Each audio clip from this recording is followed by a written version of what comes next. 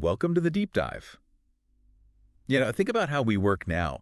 It feels so different from just, 10 years ago, right? Oh, completely. The pandemic really flipped the script with remote work, and now we've got the MZ generation coming in strong with their own ideas about work. It makes building a solid company culture, one that actually helps projects succeed, pretty tricky. It really does. And the material you shared highlights this core tension. We've got these changing workforce dynamics, and organizations are scrambling, really, to figure out how to build cultures that don't just, attract people, but actually fuel successful projects. Right. We're drawing on quite a mix here. Research studies, some really practical guides on teamwork, especially cross-functional teams, and insights into organizational culture itself. So for everyone listening, our mission today isn't just to list the problems. We want to pull out some genuinely actionable ideas, like a real framework. How can you get a handle on the culture in your workplace? And what steps could actually be taken to nudge it in a direction that helps projects and honestly makes your own work life better? Okay, let's start by pinning down some of those big hurdles. Well, it's interesting how these challenges kind of feed off each other. Like, look at the massive shift to remote and hybrid work. Yeah, that's huge. It offers flexibility, no doubt, but it's really messed with the old ways of building culture. Some of the research, like Shipman's group in 2023, points out that those spontaneous chats by the coffee machine, those little connections, they're just not happening as much. Right, those organic moments. Exactly. So you need a much more intentional way to build trust and that shared feeling when people aren't physically together. It's not enough just to allow remote work. You have to actively manage the culture remotely. That's a really critical point. You can't just expect culture to, maintain itself over Zoom. And that leads straight into leadership, doesn't it? Yes. It feels like the type of leadership really matters more than ever now. Absolutely crucial. Research by Altahita and others back in 2020 really emphasizes how transformational leadership, leaders with a clear vision who challenge their teams intellectually and genuinely care about individuals, how that style is way more effective for building cultures that can actually adapt. So not just telling people what to do. Right. Think of a project lead who doesn't just set the target, but encourages new ideas, supports people's growth. It's the opposite of that old school top-down command and control. And, even just a few managers who aren't supportive can really poison the well for the overall employee experience. Employee experience, EX. We hear that term a lot. Why is EX so tied up with good culture, especially for getting projects across the finish line? Well, think of EX as the sum total of an employee's interactions and feelings about the organization from day one to their last day. Oh. Sources like OC Tanner, Emerald Insight, they consistently show that a positive EX built on good communication, teamwork, supportive leaders like we just discussed, that's the foundation of a strong, engaged culture. Makes sense. When people feel valued, connected, they're just more invested in the team's success, including hitting those project goals. But if the experience is negative, if people feel ignored or undervalued, that leads straight to disengagement, which can totally derail a project.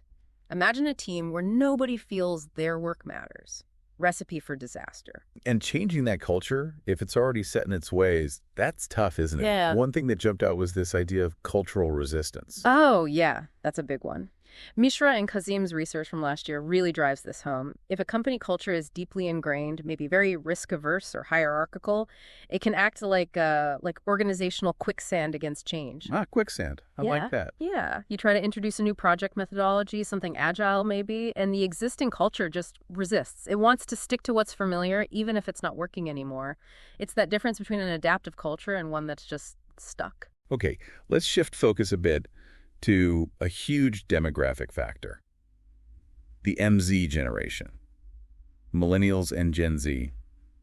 They're a massive part of the workforce now, and the sources really stress they have different expectations. They really do. It's quite striking. Data from male business and nursing practice today suggests they often report lower job satisfaction, and what makes them happy at work is different. It's more tied to feeling like their work is meaningful, seeing actual achievements, fairness being a big one, and having good relationships with their coworkers. But not just about the paycheck. Not primarily, it seems. These things directly impact how engaged they are on projects, how productive they are. And that work-life balance piece seems almost fundamental for them, right? Like non-negotiable. Totally. It's not a perk. It's a core expectation. They want to integrate work and life sustainably, which is why flexible schedules and remote options are so important to them. And that fairness thing you mentioned, they're super sensitive to it. Not just pay, but fairness in processes, how decisions are made. And they value autonomy, having some control over their work, being able to voice their ideas. They don't respond well to that really directive authoritarian style. Okay. And being digital natives, they expect communication to be open, transparent, and more horizontal, less strictly top-down. Horizontal communication that directly challenges a lot of traditional company structures, doesn't it? Yeah. That strict hierarchy. And it sounds like their career goals are different, too. Less about just climbing the ladder. Exactly. That PMC study from 2023 really nails it, meaning personal values aligning with the company's work-life balance, chances to actually learn and grow. Those are their big drivers for their career moves. So they'll jump ship quicker if those needs aren't met. Much more likely, yeah. That old-school loyalty to one company for decades is just less common, which, for project managers, means potential disruption if key team members leave because the culture isn't right for them. So you've got this potential clash, right? MZ folks valuing flat communication and autonomy running up against rigid hierarchies and directive bosses. Plus, that high sensitivity to fairness means organizations really need to be transparent. Precisely. Understanding these friction points is step one. So now that we've kind of mapped out some of these cultural hurdles that get in the way of project success, let's pivot to the solutions. What do the sources say about building a better culture for today's world? Okay, actions.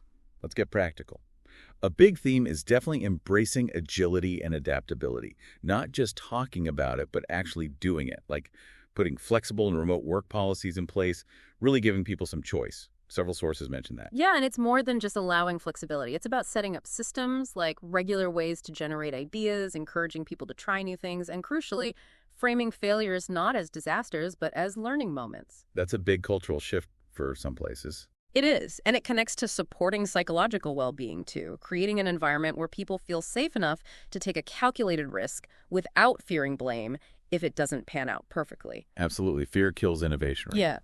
Okay, another big area seems to be really focusing on a people-centric culture, boosting that employee experience we talked about. Yes, and this has to be genuine, not just surface-level stuff. It means things like regular, transparent communication town halls, maybe active online forums where leadership actually shares information and listens to feedback. That two-way street is vital. So not just broadcasting information down. Exactly. And also creating deliberate opportunities for people in different departments to connect and collaborate. Team building, workshops, things that break down those silos. Well, leadership has to walk the talk here. Yeah. Right? 100%. You need leaders who are empathetic, who actually listen, who know how to give good feedback. Investing in training for those skills is key. And recognizing people. Having different ways, both formal awards and just informal shout-outs, to celebrate wins, both for individuals and the whole team, that makes people feel seen and valued. Okay, let's specifically talk about the MZ generation again. Yeah. What concrete things can companies do to align better with their values? Well, expanding autonomy over when and where people work directly hits that work-life balance priority. Right. Actively fostering that horizontal communication, maybe through more open meeting styles, anonymous feedback channels, using digital tools effectively. Making evaluation and pay systems really fair and transparent based on clear criteria and merit is absolutely critical for them. Fairness again. Always. Right. And finally, offering real growth opportunities. Training, mentoring, maybe internal groups focused on learning new skills. They want to feel like they're developing. So flexibility, voice, fairness, growth. Got it. What about strengthening the leaders themselves? Any specific actions there? Definitely. Training on that transformational leadership style we mentioned, helping leaders inspire, not just manage. Okay. Also exposing them to ideas like servant leadership or coaching styles, which are all about supporting the team's growth. And it needs to be ongoing, regular feedback for leaders, performance reviews that actually look at how they're building the team culture. That makes sense. It feels like clear project goals and good communication are just basic project management 101, but how do they tie into the broader culture? They're fundamental to it. When everyone understands the project's goals, the scope, the budget, the timelines right from the start, it creates clarity and a shared purpose. Less confusion, less frustration. Reduces friction. Exactly. And regularly sharing progress, being open about challenges, using different channels to keep everyone looped in, that builds trust and reinforces that culture of transparency we talked about. Having shared platforms for project info helps too. Okay, and empowering the team members themselves, Yeah. especially in those cross-functional teams where people bring different skills. Super important. One source specifically mentioned analyzing the skills needed first, then matching people's strengths to roles. Right. Making progress visible, using charts, dashboards, whatever, helps people see their contribution and stays motivating. And again, celebrating successes, big and small, individual and team. Public recognition really reinforces positive behaviors. So last piece. How do organizations get a better handle on their existing culture and actually use it? It's not like flicking a switch. No, it's definitely a process. Making sure the onboarding for new hires really explains the company culture, the values, the unwritten rules, that's crucial. Setting the stage early. Right. Using tools like culture assessment surveys can give you actual data on what's working and what's not. Encouraging managers to have regular one-on-one check-ins helps deepen that understanding person by person. And supporting internal events, things that build community, that reinforces the values, and just builds connections. Okay, so putting it all together, it sounds like building this high-performing culture that really drives project success today isn't about finding one magic fix. Not at all. It's a whole package deal, right? You need adaptability, a real focus on the employee experience, understanding generational differences, strong leadership, clear communication, and actively empowering and recognizing people. That sums it up really well. And these aren't just theories, they're practical steps, things that you, listening right now, can actually think about and maybe even start pushing for in your own workplace. So as you mull all this over, maybe take a second to think about your own company's culture or the culture you wish you had. What's one thing, even something small, that you could maybe try to do differently, starting soon, to make it a bit more positive, a bit more productive? Always keeping in mind that connection between how people feel and how projects actually turn out. That's your food for thought. Thanks for joining us for this deep dive.